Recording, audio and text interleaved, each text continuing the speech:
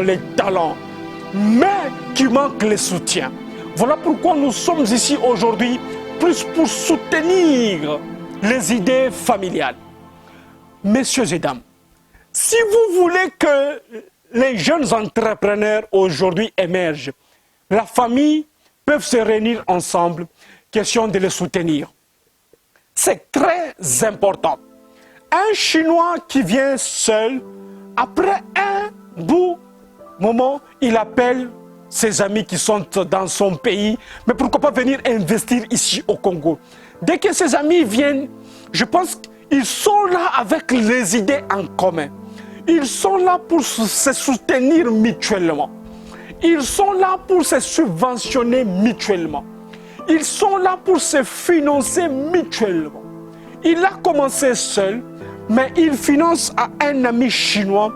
Demain, il ouvre une boutique, mais pourquoi pas un magasin quelque part. Après-demain, le même magasin vient de s'ouvrir, par exemple, sur l'avenue Lumumba. Après 2 mois, le même magasin vient encore de s'ouvrir sur l'avenue Kapenda. Après 1 année, vous allez vous rendre compte que les Chinois, ou soit les Indiens, ont plus de 20 magasins à Lubumbashi, mais pourquoi pas à Kinshasa, dans des avenues, dans des grandes avenues, je vous le dis, la vérité. Mais nous, Congolais, nous sommes toujours en train de s'entretuer. Nous sommes toujours en train de s'empoisonner le plus vite que possible. Nous sommes toujours derrière les géants, question de les empoisonner, question de les tuer, question de les décourager. Tu ne peux pas. Vous ne pouvez pas réussir en République démocratique du Congo. Vous ne pouvez pas émerger.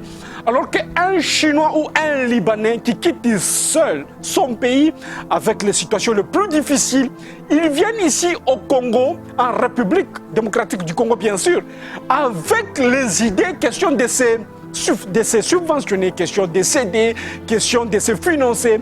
Après 1 année, après 2 ans, vous trouverez les mêmes Libanais ont plus de 20 magasins, ont plus de 10 magasins. D'autant plus que nous, Congolais, on est en train de souffrir. Chers Congolais, qu'on se dise la vérité en face. Si vous voulez voir l'entrepreneuriat congolais émerger comme l'entrepreneuriat chinois, libanais, européen, américain, qui est venu presque vide, sans l'argent, sans financement, c'est parce qu'ils se sont soudés. Que la famille peut aussi pousser un entrepreneur. C'est quoi?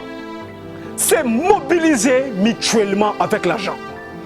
Un Chinois, lorsqu'il arrive ici chez nous, il n'a pas les capitaux de 100 000 $ pour commencer son entreprise. Il peut commencer son entreprise avec 500 $.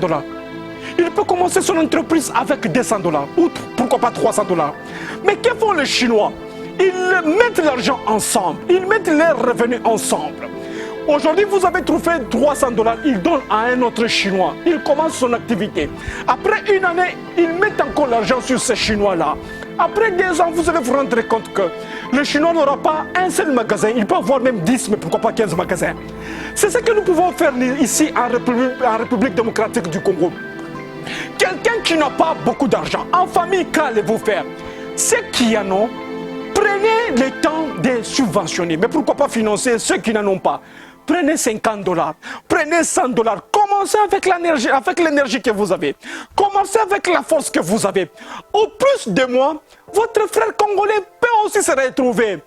Au plus de mois, votre frère congolais peut aussi ouvrir d'autres magasins ailleurs. C'est très important.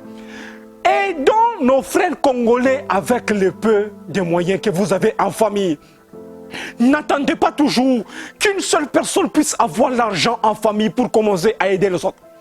N'attendez pas toujours qu'une personne puisse avoir l'argent en famille pour commencer à mater, mais pourquoi pas tuer les autres. Si seulement si il y a ces personnes en famille qui ont les moyens, question de propager, question de financer, question d'aider les faibles. Eh, chers Congolais, prenons ça, commençons ensemble. Si vous échouez dès demain, c'est une leçon pour vous. Si vous échouez dès demain, ça sera une université pour vous. Je pense que l'économie congolaise